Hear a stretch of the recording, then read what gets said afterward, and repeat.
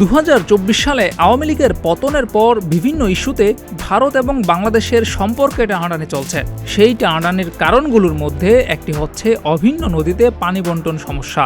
সেই সমস্যা সমাধানের লক্ষ্যে বৃহস্পতিবার কলকাতায় বৈঠকে বসেছে বাংলাদেশ ও ভারতের যৌথ নদী কমিশনের কর্মকর্তারা।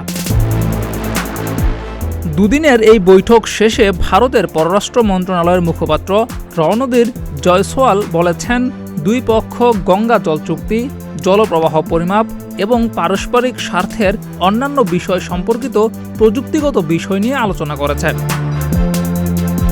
সেখানে বাংলাদেশের অভ্যন্তরীণ কিছু বিষয় নিয়ে কথা বলেছেন জয়সওয়াল। তিনি বলেছেন, আমরা একটি স্থিতিশীল, শান্তিপূর্ণ, অন্তর্ভুক্তিমূলক এবং প্রগতিশীল বাংলাদেশকে সমর্থন করি, যেখানে গণতান্ত্রিক উপায়ে এবং অন্তর্ভুক্তিমূলক ও অংশগ্রহণমূলক নির্বাচনের মাধ্যমে সকল সমস্যার সমাধান হবে।